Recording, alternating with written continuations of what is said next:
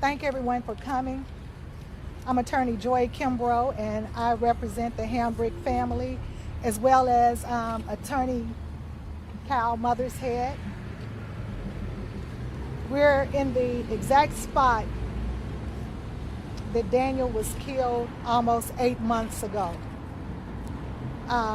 It's been a long journey, and it will continue to be a long journey.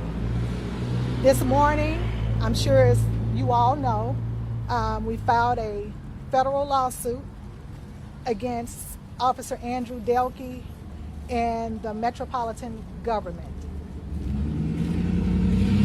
We are somewhat, the lawyers are anyway, somewhat limited in what we can say due to the Middle District of Tennessee rules.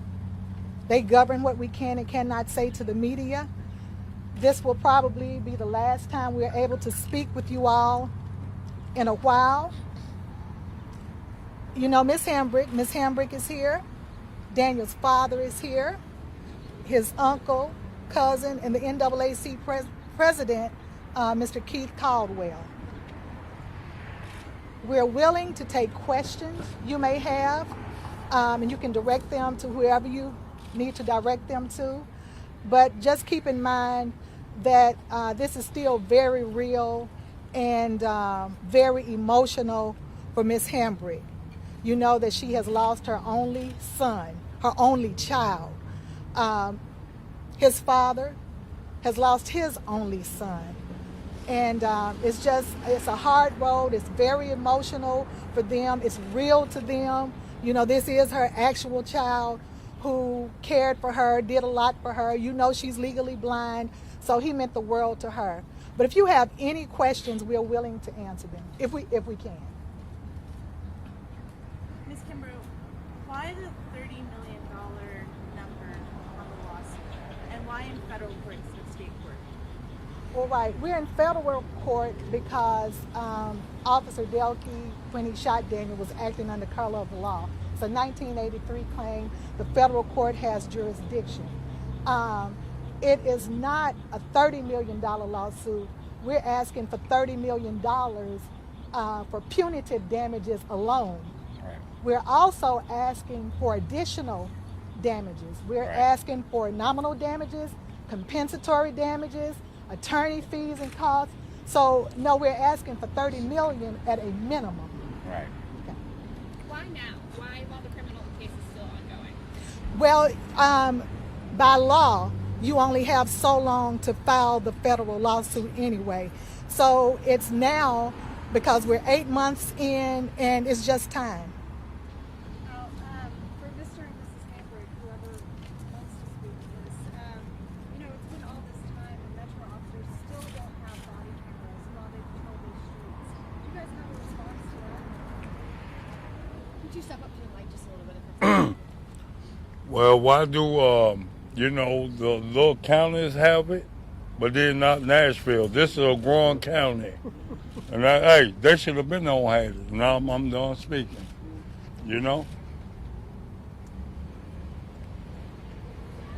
Ms. Hambrick or Mr. Hambrick, now that the grand jury's indicted him, you know, like you said, you've got the criminal case going on too. Has that been any peace for your family? Obviously, you have the civil case now. You know what? And I'm gonna answer that. Me and her grow strong every day because, you know, even though we're not together, but we together because of this right here. You know, ain't nobody ever had something happen to their child like this. So this is my best friend. I'm here for her. She here for me. And that's it. The complaint that was filed wasn't just against the one officer who dealt with you, the whole police department. Why that instead of the one officer? Well, I believe it's thoroughly explained within the complaint itself. But to put it in a nutshell, Metro is responsible for Delkey. Metro Yeah. calling these inflammatory attacks. How do you respond back to them saying that these are just merely allegations? Well, like I said in the beginning, I'm limited by what I can say. I think I've been very vocal in the past. I can't really do that now, but we are concerned by what the chief says, what the FOP say. We're not concerned about that. The facts are the facts. And I know you're talking about the $30 million in punitive damages. What else are you guys hoping to get from this civil lawsuit? Well, one thing we know we will never get back, and that's Daniel Hambrick. So we hope that this can somehow, some way, attempt to compensate the Hambricks. We hope this doesn't happen again. We hope Metro really takes a look. Are you guys looking for a policy change specifically? Absolutely. Absolutely. We are looking for policy change. Absolutely. Anything that you can tell us kind of specifically of what you would like to see? I don't know how much you can say. I don't know how much I can say either, and I don't want to take the chance. So I don't. Would you like to speak, Mr. They can say things I can't say. Is there anything you'd like to say, Mr. So I'd like to say we'd like to stand with the Hambrick family as this works its way through the courts. Also, we'd like to see training different. It's indicated how seeing everyone as a suspect and this kind of racialized profiling. We want to see body cameras. There's a lot of things we'd like to see happen. It's sad that the sacrifice of Daniel Hambrick has brought us to this point, but out of this disaster, we'd like for these changes to happen.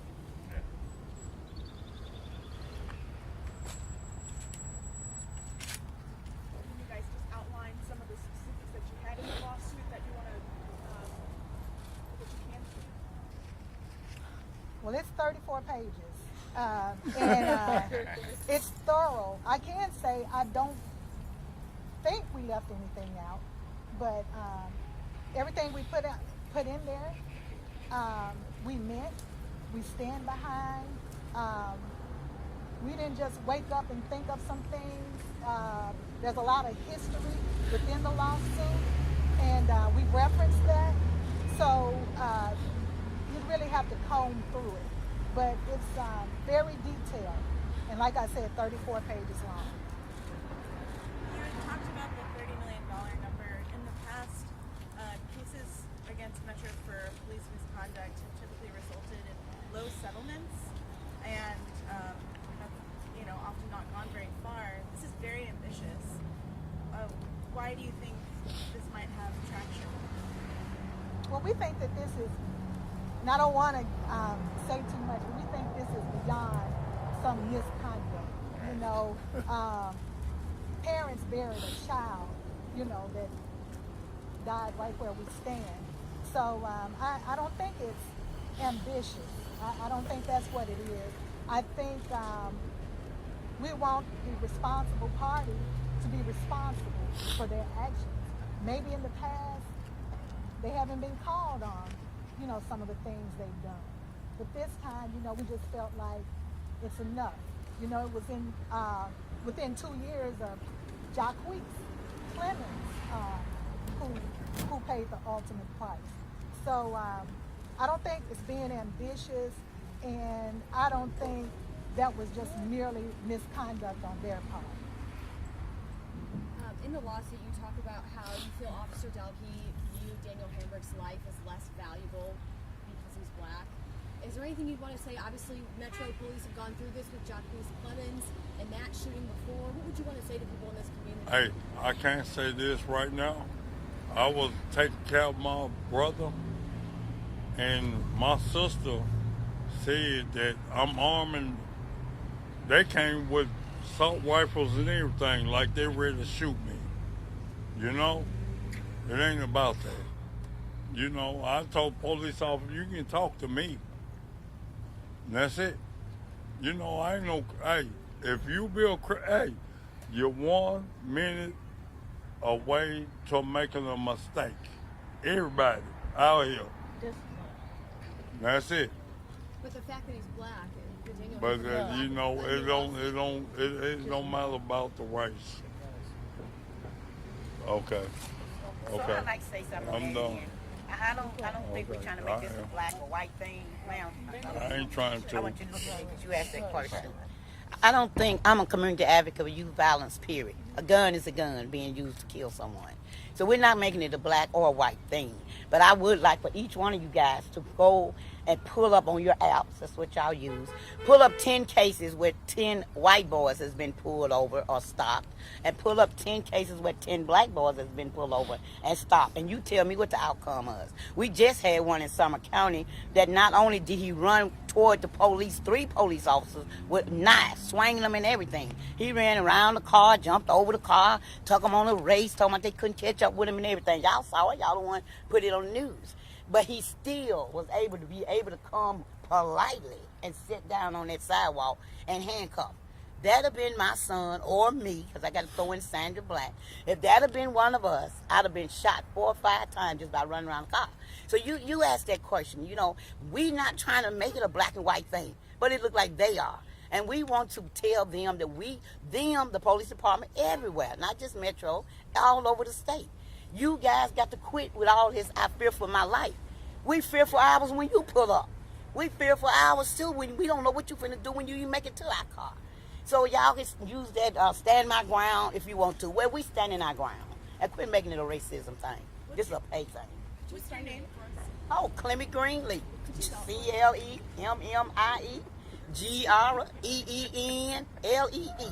Clemmy G from Tennessee. You know. I'm so sorry. Could you spell the last name one more time for me? Yes. GREENLEE.